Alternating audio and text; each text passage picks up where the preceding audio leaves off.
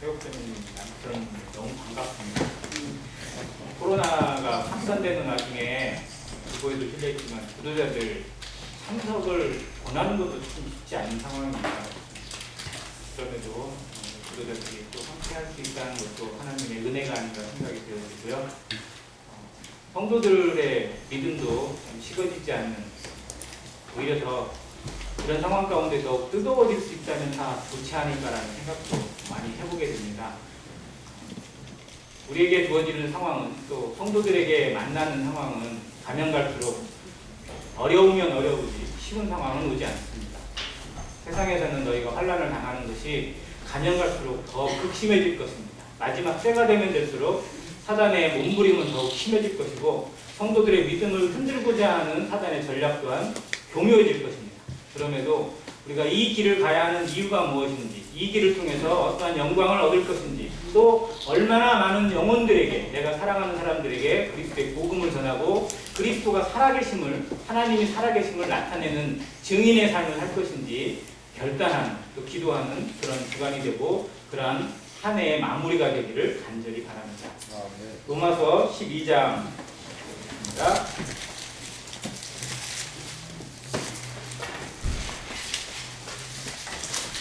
로마서를 하면서 로마서 말씀에서 가장 중점적으로 깊이 있게 다루고자 하는 말씀을 제가 지금 세 군데를 얘기했는데, 첫 번째가 로마서 3장이었고, 그리고 두 번째가 로마서 8장이었고, 세 번째가 로마서 12장입니다. 오늘 아마 12장 후반부만 훑어도 시간이 모자랄 것 같은데, 이 말씀은 우리 삶에 정말 거울처럼, 또 삶의 신조처럼 이스라엘 백성들이 쉐마라고 하는 것을 날마다 외우고, 날마다 어린아이까지 다 외우는 그 습관처럼 이 말씀은 우리가 정말 써붙이든지 손바닥에 들고 다니든지 어떻게든지 좀 다 외우셨으면 좋겠어요. 1절과 2절 같이 읽겠습니다. 로마서 12장 1절과 2절입니다. 시작. 그러므로 형제들아, 내가 하나님의 모든 자비하심으로 너희를 권하노니 너희 몸을 하나님이 기뻐하시는 거룩한 한 제물로 드리라. 이는 너희가 드릴 영적 예배니라. 너희는 이 세대를 본받지 말고 오직 마음을 새롭게 함으로 변화를 받아 하나님의 선하시고 기뻐하시고 온전하신 뜻이 무엇인지 분별하도록 하라. 아멘. 짧지 않습니다. 그러나 이 말씀이 되면 로마서를 기록한 하나님, 또 로마서를 기록해서 전달해주고 있는 사도 바울의 마음을 가장 잘 담아내고 있는 주제의 말씀이 아닐까 생각도 해보게 됩니다. 로마서는 크게 둘로 구분을 합니다. 앞에는 교리예요. 즉 복음의 교리, 어떻게 해서 사람이 구원을 받을 수 있는 것인지, 그 구원받은 성도에게 어떠한 하나님의 은혜가 인치게 됐는지, 성령의 역사가 어떻게 나타나는, 하나님이 그 죄인에게, 인생에게 주시는 은혜들을 쭉 정리해 놓은 교리가 앞부분에 담겨 있어요. 그리고 뒤에는 이제 그 은혜를 깨달은 성도, 그 은혜 가운데 거듭나고 성령의 인치심으로, 우리 이걸 견인이라고 얘기하는데요. 그 은혜를 누리는 성도들이 어떻게 살아가는 것이 마땅한지를 나타내는 실천이 나옵니다. 예, 로마서 12장부터 이제 실천의 강의입니다. 즉 구원 받았으니까 끝난 게 아니고, 구원 받았으니까 이제 그 안에서 어떠한 삶을 사는 것이 마땅한지를 보여주는 실천의 내용들, 삶의 내용들, 적용입니다. 하나님의 말씀은 분명 은혜지만 그 은혜가 되지 못하는 사람들, 은혜로 받지 못하는 사람들이 너무 많습니다.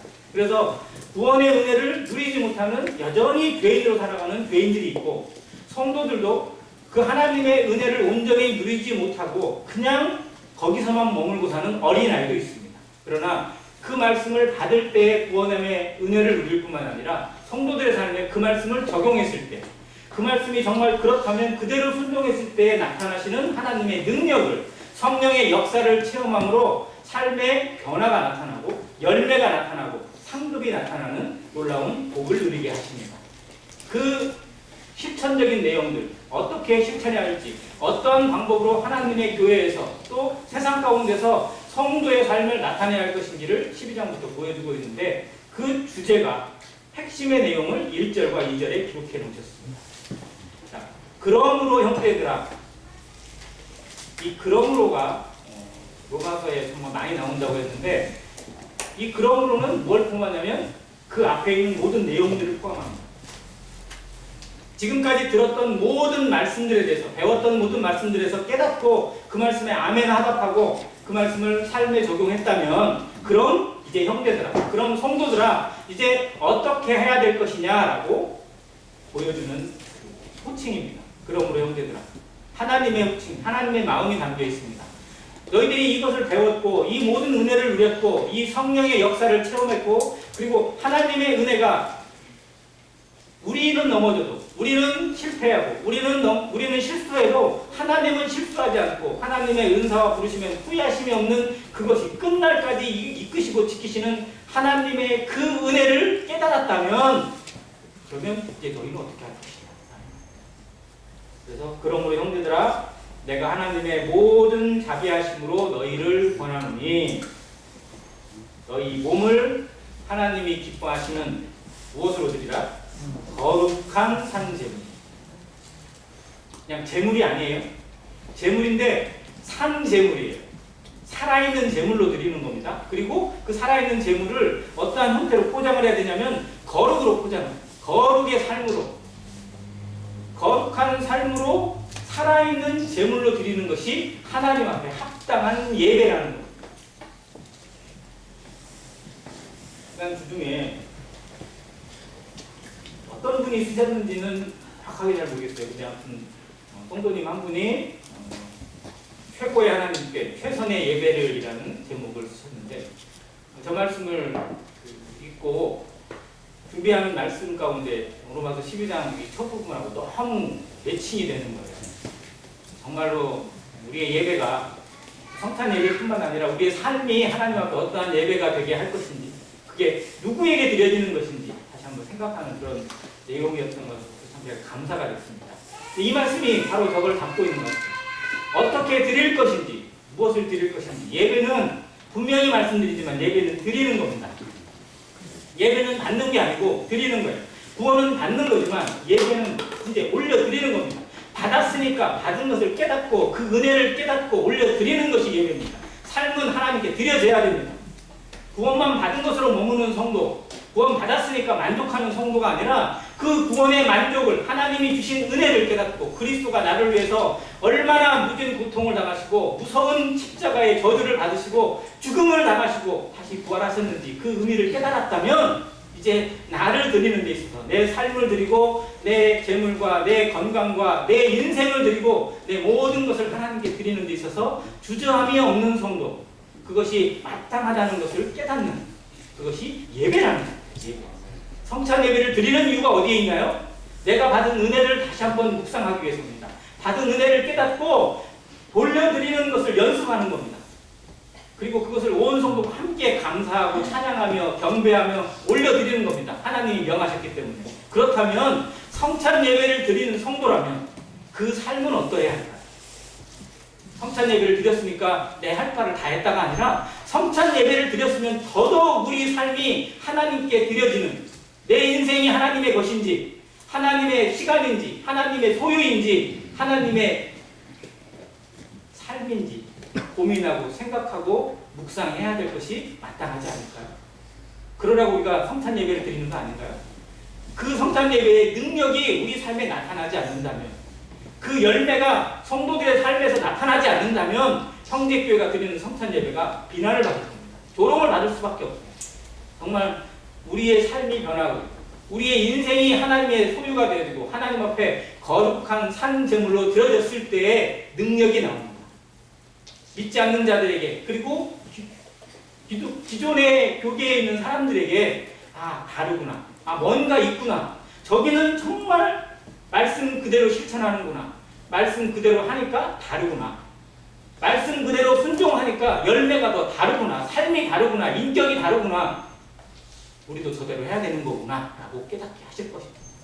근데 우리 삶에서 형식은 있는데 그 내용이 받쳐주지 못하고 이론은 있는데 삶의 순종이 없다면 우리는 오히려 그들에게 조롱받고 믿지 않는 자들에게 손가락질 받을 수밖에 없습니다.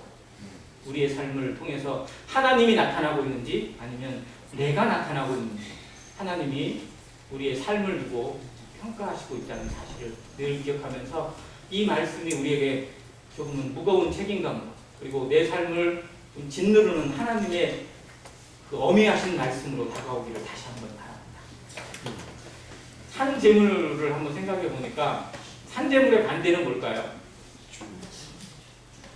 죽은 재물이 있어요. 죽은 재물의 제사가 누가 드린 걸까요? 사람들이 드린 제사입니다. 이스라엘 사람들이 드렸고 지금 우리 조상들이 드린다고 하는 제사가 산재물이에요? 죽은 재물이에요? 죽은 재물로 드린 겁니다. 귀신에게 하는 제사가 아무도 없는 거지만 이스라엘 백성들이 드렸던 재물, 제사는 결국은 죽은 재물이었어요. 죽여서 드리는 겁니다. 재물은 죽어야 드릴 수 있어요. 그런데 살아서 드린 재물, 산재물로 드린 본이 누구냐면 예수 그리스도십니다. 그리스도는 자신을 하나님 앞에 살아있는 재물로 드리셨어요. 그리고 그 산 재물을 통해서 새 생명을 얻으셨고 모든 인생을 구원하는 하나님의 선물을 인생에게 베풀어 주셨습니다. 살아있는 재물로 자신을 기꺼이 드린 예수 그리스도의 생명을 통해서 그 십자가와 그 보혈과 그 부활의 능력을 통해서 구원받은 성도들에게 주신 명령이 뭐냐? 이제 너희가 하나님 앞에 거룩한 산 제물로 자신을 드리라는 겁니다.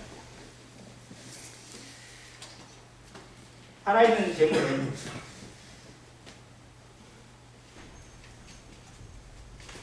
능력을 의미하고 소통을 의미하고 호흡을 의미합니다. 죽은 제물로 드렸던 그 양이나 염소는 어떻게 보면 그 사람의 마음이 하나님과 소통하는 건 있었을지 모르지만 하나님이 온전히 기뻐 받으시는 산 제물은 되지 못했어요. 그러나 우리 성도들에게 그 기회를 주셨어요. 하나님과 온전히 소통되어지고 하나님의 마음에 진정으로 합하는 제사, 하나님이 기뻐하시는 제물이 무엇인지 우리 삶에 깨닫게 하시고 성령으로 가르쳐 주시고 말씀을 통해서 보여주십니다. 그렇게 살아갈 때 정말 떡과 잔을 나누는 성찬 예배의 수준을 벗어나서 우리의 모든 삶이 하나님이 받으시는 예물이 되고 제물이 되고 하나님이 기뻐하시는 예배가 되게 하십니다. 근데 여기에 드려야 될 제물이 뭐냐면 여기 몸을 드리라고 하셨어요. 하나님이 받고 싶은, 하나님이 원하시는 제물이 뭐냐? 몸이에요. 자, 그럼 몸에는 뭐가 포함되죠? 우리의 몸에는 뭐가 포함되어 있습니까? 한번 따져볼게요. 몸에 포함되어 있는 거. 자, 우리 생명이 포함되어 있습니다. 또 뭐가 포함되어 있을까요? 우리의 마음이 포함되어 있습니다. 또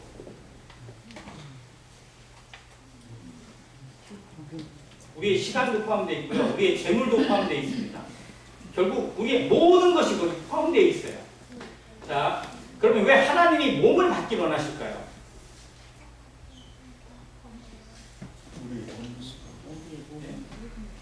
하나님이 없으신 게 뭐냐면 몸이 없으세요. 하나님은 영이세요. 그 영이신 하나님이 정말 인생하고 온전히 소통하기 원해서 그 인생을 구하시기 위해서 몸이 있는 지체로, 이 몸을 가진 지체로 오신 예수 그리스도를 통해서 우리를 구원하셨어요. 즉 하나님이 얼마나 피해를 입으시고 얼마나 손해를 입으셨는지를 보여주는 것이 그리스도의 몸입니다. 그런데 그 몸을 통해서 우리를 살리시고 우리를 회복시키시고 하나님의 것을 다시 도장을 찍으셨어요. 이제 그것이 하나님의 것임을 증명하는 것이 예배입니다. 이것은 원래 하나님의 것입니다. 나는 원래 하나님의 것인데 죄로 말미암아 미끄러지고 죄로 말미암아 떨어져 났던 이것을 다시 하나님께 돌려드립니다. 그래서 예배를 영어로 워십이라고 해요. 워스라는 단어는 가치라는 뜻입니다. 귀한 거라는 뜻이에요. 그리고 쉽이라는 단어는 배라는 뜻도 있지만 돌리다, 귀속하다라는 뜻이 있어요. 그래서 예배를 그대로 문자로 풀면 뭐냐면 가치를 귀속시켜드린다라는 뜻이에요. 즉 원래 하나님의 것을 다시 하나님에게 돌려드리는 거예요. 자, 인생은 어디서 왔습니까? 사람은 어디서 온 거예요? 자, 우리 몸뚱아리는 어디서 왔죠? 흙에서 왔어요. 그럼 어디로 돌아가요? 흙으로 돌아갑니다. 우리 영은 어디서 왔어요? 하나님부터 왔어요. 그래서 다시 하나님께 돌아가요. 이게 우리가 죽음이라고 하는 표현이잖아요. 예배가 어떻게 보면 하나님께 다시 돌려드리는 것, 그걸 회복하는 겁니다. 그래서 예배 시간에 우리의 인생이 어디서 왔는지, 내 삶이 무엇인지, 내 인생이 하나님의 것이었는데 이제 어떻게 하나님께 돌려드릴 것인지를 다시 생각하는, 단순히 예수 그리스도의 십자가와 그 안에서 구원받은 나, 여기서만 머무는 게 아니라 우리 인생 전체가, 온 세상 전체가 하나님의 것을 다시 회복하고 돌려드리는 그 가치로 하나님이 받기로 하세요. 그래서 계시록 5장에 보면 이 예배에 대해서 정말 하나님이 놀라운 표현으로 계시록에 보여주세요. 그날에 천년왕국의 때에 정말 모든 구원받은 하나님의 나라와 백성들이 그 앞에서 자신의 모든 것을 하나님께 드리고, 심지어 받은 멸관까지 그 앞에 던져드리고 하나님을 예배하게 할 것입니다. 진정한 성도의 예배를 그날 그곳에서 드리게 될 거예요. 그런데 지금 우리는 그 예배를 예행 연습하고 있어요. 정말 그 연습을 하면서 그 가치를 바라보고 그 영광을 바라보는 성도라면 이 한 시간을 얼마나 귀하게 여길지, 그것을 위해서 준비하는 것들이 얼마나 소중하신지 분명히 생각하게 될 겁니다. 정말 최고의 하나님 앞에 최선의 예배를 어떻게 드려야 할 것인지 고민하지 않을 수 없을 거예요. 그런데 가끔은 우리가 너무 형식적으로 드려요. 습관적으로 모일 때가 있고 습관적으로 이 자리에 앉아있을 때가 있습니다. 앉아있으면 드리는 걸로 착각할 때가 있어요. 하나님이 받지 않으시면 예배를 드리는 게 아니라는 겁니다. 받으셔야 예배예요. 과연 나는 하나님이 받으셨나요? 오늘 하루 하나님 앞에 나는 예배를 드렸다고 우리는 고백을 하는데, 하나님이 정말 나를 받으셨는지, 나의 무엇을 받으셨는지, 나를 얼마나 귀하게 받으셨는지, 얼마나 기쁘게 받으셨을지 우리는 고민해야 됩니다. 그것이 예배의 본질이에요. 가인이 하나님 앞에 예배를 드렸어요. 자기는 드렸어요. 그런데 예배 드렸어요? 안 드렸어요? 그건 드린 게 아니에요. 하나님이 받지 않으시면. 원문은 그대로 되어 있지만 쳐다보지도 않으셨다는 거예요. 쳐다보지도 않으셨다고. 아벨의 제사는 받으셨어요. 그래서 그 앞에 불이 일어나서 아마 하나님이 연락하셨을 겁니다. 과연 나는 하나님이 오늘 연락하셨나요? 나를 어떻게 드리셨나요? 내가 하나님 앞에 어떠한 제물로, 얼마나 하나님 앞에 거룩하고 살아있는 제물로 드렸는지 하나님이 기뻐 받으셨는지, 아니면 하나님이 나에 대해서, 내가 드리는 그 시간에 대해서 쳐다보지도 않은 건 아닌지 우리는 두려움이 있어야 된다는 겁니다. 마찬가지로 예배, 성찬 예배 시간뿐만 아니라 우리의 삶이 하나님 앞에 어떻게 드려질 것인지, 어떻게 드려지고 있는 것인지, 하나님이 내 인생을, 내 하루를 하나님이 받으실 만한 것인지, 하나님의 영광이 드러나고 하나님의 말씀이 나타나고 하나님의 생명, 복음이 드러나고 있는 삶으로 하나님의 영광을 구하는 삶이었는지, 아니면 여전히 내 생각과 내 고집과 내 영광을 구하는, 내 생각이 깨지지 못해서, 내 인격이 다듬어지지 못해서 여전히 나만 나타나는 그러한 헛된 영광을 구하고 있는 삶은 아니었는지 우리에게 두려움이 있어야 된다는 겁니다. 그것이 예배가 우리에게 가르치고 있는 은혜일 뿐만 아니라 정말 책망입니다. 예배 한 시간을 드리면서 우리 삶에 정말 말로 표현할 수 없는 감동이 있고 또 감사가 있습니다. 내 인생에 대해 다시 회복하는 것이 있어요. 분명 우리는 그걸 느낍니다. 정말 나는 이런 사람이지. 정말 일주일 동안 정말 힘든 일도 많고 어려움도 많고 곤란도, 정말 눈물 흘릴 만한도 많았는데 그 모든 것을 지키게 하시고 회복하게 하시고, 그리고 내가 누구인지, 내가 하나님 앞에 어떤 은혜를 받은 자녀인지 다시 생각나게 하고 다시 이 자리로 세워주시는 예배의 가치를 우리가 압니다. 그런데 동시에 우리도 예배자의 책임, 거룩한 왕같은 제사장의 책임이 내게 역시 있음을 무거운 마음으로 느껴야 됩니다. 예배 제사장은 아무나 되는 게 아닙니다.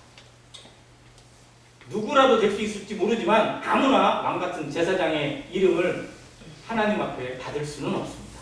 정말 내게 그 직분을 주셨고 그 영광의 이름을 주셨다면 내 삶에서 그 왕같은 제사장의 책임이 나타나고 그 거룩한 삶으로 살아있는 제물로 드려지는 헌신과 봉사와 그리고 뒤에 있을 수 있는 순종이 삶에 드러나지 못한다면, 따르지 못한다면 얘는 하나님을 욕되게 할 뿐만 아니라 스스로 속이는 자에 머무르고 말 것입니다. 이것이 참 두려움입니다. 그래서 성도들의 삶에 정말 이걸 생각하면 무거움이 있을 수밖에 없어요. 왜냐하면 여전히 우리 육신에 머물러 있고, 그리고 순간순간마다 육신의 정욕을 이기지 못하는 나의 모습을 보니까, 그래서 우리는 로마서 말씀을 다시 되짚어야 됩니다. 되새김해야 되는 거예요. 하나님 앞에 드려지는 제물로 드려지는 제물들 특징이 뭐죠? 두 가지가 있어요. 제물로 드려줄 수 있는 제물, 짐승들, 가축들 특징이 뭐예요? 두 가지가. 첫 번째는 굽이 있어야 돼요. 그리고 또 한 가지는 되새김을 합니다. 자, 굽이 있는 것이 이 인격적인 부분에서 달라지는 거예요. 구분이 되는 거예요. 우리는 육신과 세상과 구분이 되어 있는 성도입니다. 그게 교회예요. 그 가치가 내 안에서 다시 확인돼야 됩니다. 나는 교회다. 나는 성도다. 나는 하나님의 것이다. 이게 구분돼야 돼요. 동시에 되새김이 돼야 됩니다. 은혜가 되새김이 돼야 되고 구원의 능력이 되새김이 돼야 됩니다. 성령의 역사가 계속해서 되새김이 돼야 돼요. 말씀이 내 안에서 계속적으로 되새김이 돼야 됩니다. 이게 소화예요. 자, 로마서 말씀은 여기서 배운 것으로 끝나지 않습니다. 다시 돌아가야 돼요. 로마서 8장으로 돌아가고 또 앞에 3장으로 돌아가고 심지어는 1장으로 돌아가서 다시 구원이 뭔지, 복음이 무엇인지, 어떻게 우리가 구원받은 것인지 그 구원의 확신을 다시 깨닫고 성령이 내게 인치신 그 은혜를 하나님의 아들로 인치신 그 역사를 다시 한번 확인해야 됩니다. 그래야 이걸 시작할 수 있어요. 2절 너희는 이 세대를 본받지 말고 오직 마음을 새롭게 함으로 변화를 받으라 하십니다. 자, 세상이 어떤가요? 이 시대가 어떤 시대인가요? 악한 시대 맞나요? 타락한 시대 맞습니까? 얼마나 타락했나요? 말로 표현하지 못할 정도로 타락했죠. 정말 흔히 말하는 뉴스에서 나오는 것들은 정말 눈 뜨고 귀를 닫고 싶은 것들만 나와요. 그게 이슈거리고 그게 어떻게 보면 세상을 움직이는 것처럼 보일 정도로 정말 따뜻하고 가슴 저리고 이런 것들은 진짜 눈 씻고 찾아보기가 힘들고 정말 눈 흘기는 것들, 귀 닫고 싶은 것들, 눈 감고 싶고 그냥 꺼버리고 싶은데도 꿀 수 없는 것들만 세상에 가득 차 있어요. 자, 그러면 나의 눈에 보기에도 그런데 우리들의 눈에 보기에도 그런데 하나님 보시기에는 어떨까요? 다 알지 못하고 일부밖에 모르는 우리가 볼 때도 정말 그냥 모든 걸 끝내버리고 싶은 세상의 모습인데 하나님 보실 때는 어떠시겠어요? 정말 하나님이 그거 참고 계시고 그거 듣고 계시고 그거 보고 계시는 것에 대해서 생각되세요? 성도들의 삶을 하나님이 참고 계시는 것도 어떻게 보면 참 하나님이 있는데요. 안 그러세요? 내 삶을 정말 하나님 정말 마음 같으면 빨리 그냥 스톱 단추 누르고 그냥 데려가시는 게 차라리 하나님 속편하지 않겠어요? 그런데 성도들의 삶을 참는 것도 그걸 기다리고 인내하고 보듬어주고 인도하고 연단시키는 하나님의 인내도 정말 대단하신데 그보다 훨씬 대단해요. 저 세상을 그들도 그 가운데 구원받을 영혼을 생각하시고 기도하고 있는 성도들의 마음을 생각하셔서 참고 계시고 문을 닫지 않으시는 하나님의 인내는 정말 말도 표현합니다. 네, 이 세대를 우리는 더 자세히 알아야 돼요. 더 잘 알아야 돼요. 세상 유혹을 따라가지 말고 세상 사람들이 하니까 따라가는 것이 아니라 남들이 하니까 나도 하는 것이 아니라 남들은 그러할지라도 우리는 우리의 길을 가야 합니다. 전도자는 전도자의 길을 가야 되고 성도는 성도의 길이 있어요. 하나님이 그 길을 성경에게 보여주셨고 성령을 통해서 가르쳐 주시는데도 불구하고 세상 사람들이 하니까 저게 좋은 거니까 저게 이로운 거니까 저게 돈이 되는 거니까 우리도 따라가고 있다면 우리가 정말 하나님을 등지고 있는 거고 하나님을 배반하고 있는 거고 하나님을 모독하는 것입니다. 성도가 세상을 따르고 있는 것인지 하나님을 따르고 있는 것인지 우리 양심이 알아요. 사람은 모를 수 있어요. 얼마든지 우리는 변장할 수 있으니까. 그러나 하나님 앞에 이 정직한 양심, 깨끗한 심령으로 우리는 알 수 있습니다. 정말 내가 하나님을 순종하고 있는 것인지 세상의 것들을 따라가고 있는 것인지 이 양심이 화인맞지 않기를 다시 한번 간절히 기도합니다. 양심이 화인맞은 성도는 정말 회복의 기회가 없어요. 우리가 그런 지경까지 떨어지지 않기를 간절한 마음으로 기도합니다. 동시에 하나님 말씀을 더욱 사랑하세요. 하나님 말씀이 생명인 줄 누구나 알고 있습니다. 말씀이 생명이요 말씀이 양식인 것을 압니다. 그런데도 하나님 말씀을 정말 진정으로 사모하지 않고 있는 우리의 습관, 우리의 이 모순적인 것도 우리 자백해야 합니다. 그래서 말씀이 능력이 되고 말씀이 삶이 되고 말씀이 빛이 되는 성도의 삶, 그것만이 우리가 회복할 수 있는 길이고 그것만이 더 미끄러지지 않는 그걸 지켜낼 수 있는 유일한 길이라는 사실입니다. 세대를 본받지 않기 위해서 우리는 뭘 해야 되냐면 마음을 새롭게 해라. 마음을 새롭게 해라. 아침에 세수하신 분? 안 했어요, 다? 아침에 세수 안 하신 분? 아침에 세수합니다. 자, 그러면 저녁 때 세수 하세요, 안 하세요? 왜 해요? 아침에 했는데. 코로나 때문에 한 겁니다. 자, 매일 세수 하실 거예요, 안 할 거예요? 할 거죠. 자, 매일 세수를 합니다. 하면 할수록 좋은 거예요. 맞죠? 그래서 요즘은 코로나 때문에 더 많이 씻고 더 자주 씻습니다. 그래서 오히려 감기나 다른 것들의 환자들은 훨씬 줄었다고 얘기를 하더라고요. 자, 이게 역설인데요. 자, 마음을 새롭게 하는 것이 뭐냐? 씻어내는 거예요.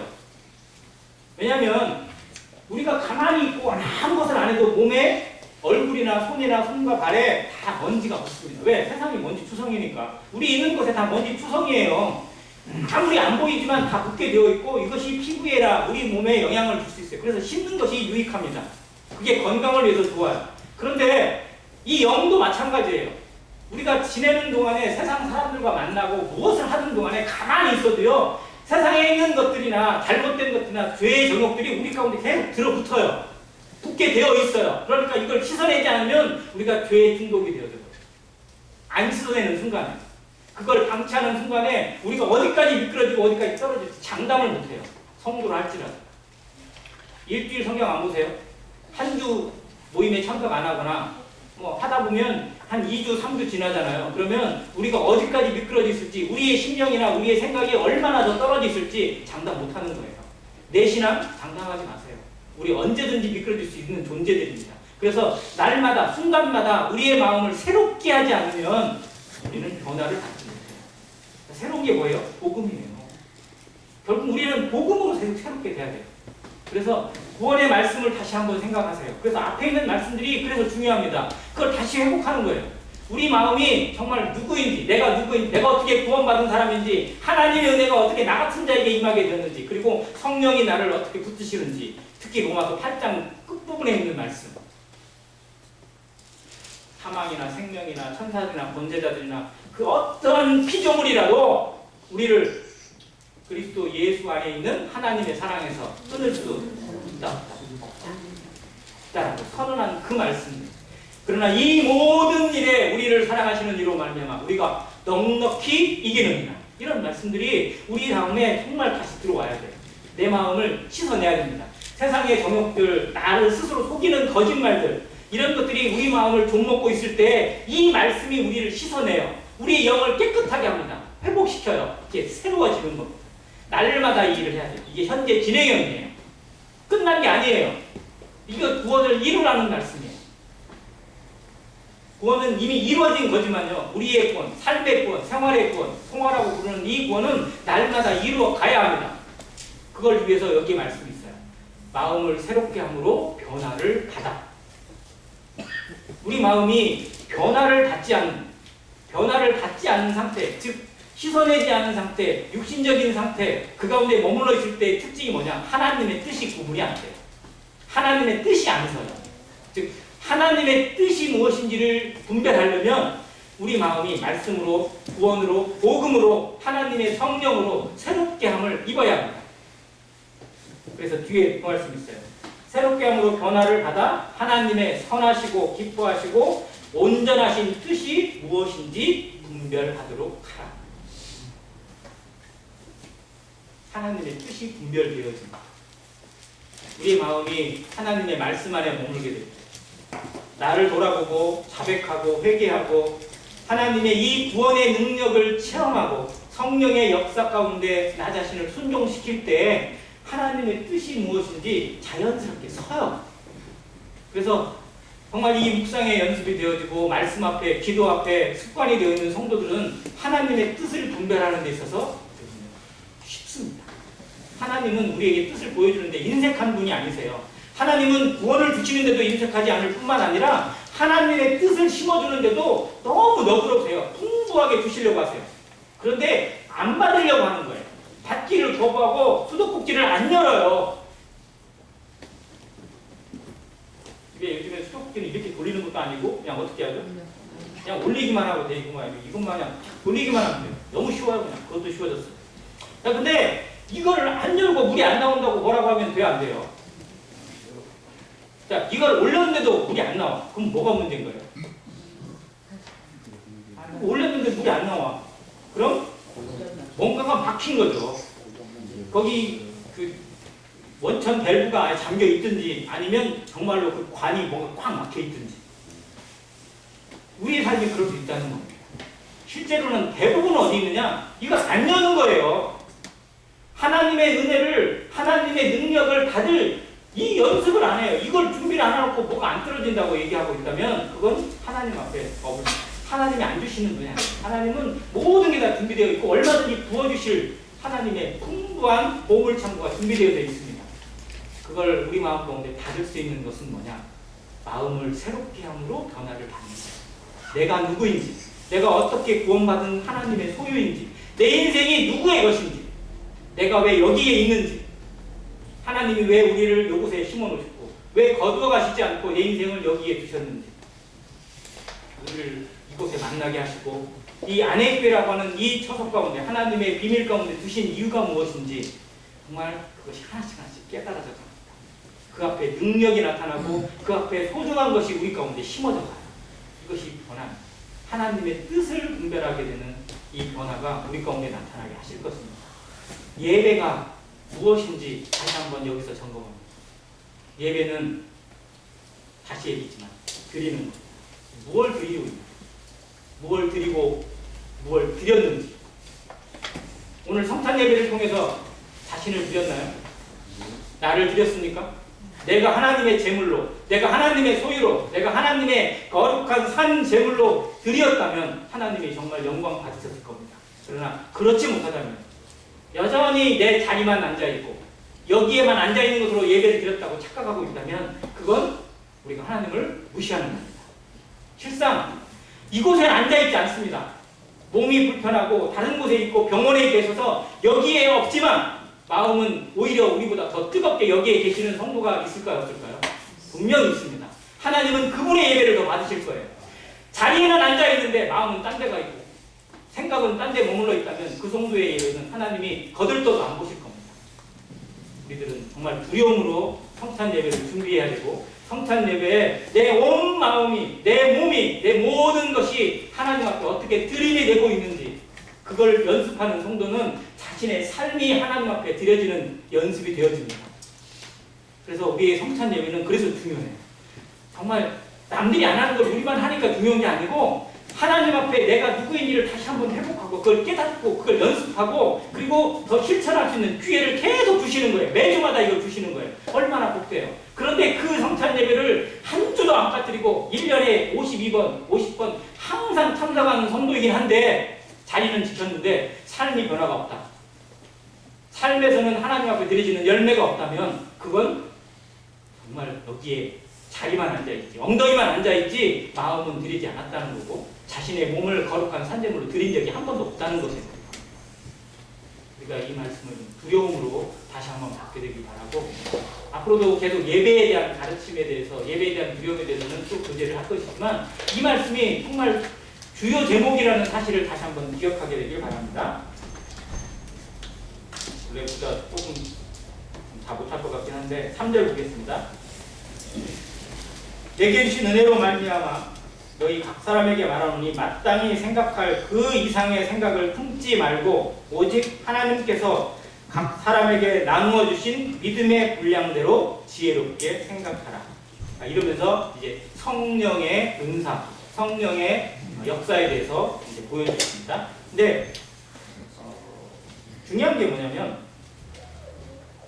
생각할 그 이상의 생각을 품지 말라는 거예요. 선을 넘지 말라는 겁니다. 하나님께서 우리에게 모든 것을 다 주신 것 같지만 우리에게 한계를 정하셨어요. 인생이 살면 살수록 느리는 게 뭐냐면 한계를 깨닫습니다. 사람이 오랫동안 살고 싶어도 하나님이 머물게 하세요. 모든 것을 다 가지고 싶지만 하나님이 한계를 정하시고 삶의 거주지를 정하십니다. 마찬가지로 우리의 생각도 한계를 하나님이 정하셨어요. 보여주시는 것 이상으로 품는 것 자체는 오히려 이단으로 간 지름길입니다. 하나님이 보여주신 것이 아닌데도 불구하고 그걸 만들어낸 것들, 사람이 만들어낸 거예요. 자, 근데 교회 안에서 합당한 분별과 순종은 어디서 오냐면 이 성령이 주시는 것에 순종할 때 나타난다는 겁니다. 그리고 이게 이제 한 몸의 비밀로 로마서 12장에 그리고 고린도전서 12장에 보여주고 있는데, 교회가 무엇인지, 몸의 비밀이 무엇인지, 그 몸의 각 지체를 주신 이유가 무엇인지를 계속 설명해 주고 있어요. 몸에는 수십 개, 수백 개의 지체가 있습니다. 이게 각자의 역할이 있어요. 눈은 눈의 역할을 해야 사람이 제대로 살아갈 수 있어요. 손이 손의 역할을 하지 않는다면 불편합니다. 힘들어요. 발이 발의 기능을 못할 때 우리는 장애라고 얘기합니다. 자, 그러면 발만 장애인가요? 다른 모든 것은 장애가 없나요? 자, 눈이 못 봐요. 그러면 장애 아니에요? 장애. 냄새를 못 맡아요. 이것도 역시 장애입니다. 모든 기능을 못하면 이게 장애로 가요. 그러면 그 기능을 맡고 있는 거기만 힘든 게 아니고 온몸이 고통을 받고 온몸이 힘듭니다. 이게 몸이라는 유기체로 연관되어 있는 교회를 얘기하고 있어요. 자, 성령이 이것을 소통하게 하고 움직이게 하고 각 기능들로 역사하게 만듭니다. 그게 여기 말하는 은사예요. 그런데 성경에서 원래 은사는 우리가 생각하고 있는 것처럼 말씀의 은사, 또 봉사의 은사, 무슨 은사 있죠? 여러 은사 있잖아요. 예언의 은사도 있고, 지식의 은사도 있고, 또 영들 분별하는 은사도 있고, 다스림의 은사도 있고, 여러 은사들이 있는데, 그 은사를 표현하는 단어는 원래 작은 의미의 은사고요. 진짜 은사는 그냥 은혜예요, 원래. 그냥 하나님이 주신 것이 원래 은사예요. 선물로 주신 거죠. 근데 그 중에 하나님이 어떤 역할을 위해서, 직분을 위해서, 또 특별한 어떤 기능을 위해서 심어주신 것들이 있다는 겁니다. 그것을 몸에 세분화되어 있는 기능이라고 얘기해요. 몸이 어린아이일 때는요, 아니면 엄마의 뱃속에서 처음 생겨날 때 구분이 돼야 안 돼요. 엄마의 뱃속에서 처음 생명체가 만들 때 손이 보여야 한 거예요. 실제로는요, 그때는요, 심장도 처음에는 안 보여요. 근데 분명히 들어있어요, 그 안에. 그게 자라면서, 그 안에서 점점 자라면서 세분화되는 거예요. 우리의 그 심령이 하나님 안에서 자라지 않으면 자신의 몸의 기능, 하나님이 내게 심어주신 이 은사의 기능에 대해서, 하나님이 내게 주신 은사에 대해서 제대로 분별을 못해요. 이게 어린아이예요, 영적으로. 그런데 정말로 불행한 건 뭐냐면, 구원받은 지 20년, 30년이 지나도 자신의 은사가 무엇인지를 확실하게 깨닫지 못하고 은사대로 순종하지 못하는 성도들이 많다는 것에 있어요. 교회가 장애를 입고 있어요. 몸이 장애를 입고 그리스도가 장애를 입고 있는 현상입니다. 우리에게 그럴 수 있어요. 우리가 그럴 수 있다는 겁니다. 그래서 우리는 이 일에 대해서 책임감이 필요해요. 정말 아직도 내 은사가 무엇인지를 하나님 앞에서 확실하게 받지 못하고 소명을 받지 못하고 또 그 앞에 은사를 받았으면 뭐예요? 그대로 순종하지 못한다면 그건 또 몸에 아무런 도움이 되지 못합니다. 손이 있는데 이 손이 써먹질 않아요. 그냥 가만히 있어요. 그냥. 그렇다면 옷을 입는 도구로밖에 안 되는 거지 아무 기능이 없다면 이건 의미가 없는 거잖아요. 우리 안에서 이 은사가 분별되질 뿐만 아니라 은사의 활용이 나타날 때 몸이 온전하게 움직이게 하십니다. 근데 이 일이 하나님의 역사 가운데 얼마나 중요한지 계속 뒤에 나오는 거예요. 우리에게 은사로 주신 것들에 대해서 여기 몇 가지로 얘기합니다. 섬기는 일, 가르치는 자면 가르치는 일로, 위로하는 자면 위로하는 일로, 구제하는 자는 성실함으로, 다스리는 자는 부지런함으로, 긍휼을 베푸는 자는 즐거움으로 할 것이다. 몇 가지가 나와 있는데요. 여기에 나와 있는 은사와 에베소서에 나와 있는 은사, 그리고 고린도서에 나와 있는 은사는 약간 특징적으로 다릅니다. 여기에서 중점적으로 다루고자 하는 게 뭐냐면요, 일이에요, 일. 성도의 삶에 나타나는 은사는 결국 행함으로 나타나는 겁니다. 일로 나타나는 거예요. 순종으로 나타날 뿐만 아니라 삶으로 나타났을 때 그게 은사예요. 자기 머릿속에만 머물러 있는 것은 은사가 아닙니다.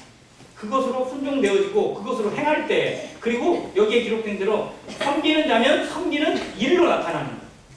우리에게 일을 주시고 일할 수 있는 젊음을 주시고 건강을 주신 것이 얼마나 놀라운 복인지를 다시 한번 생각해야 됩니다.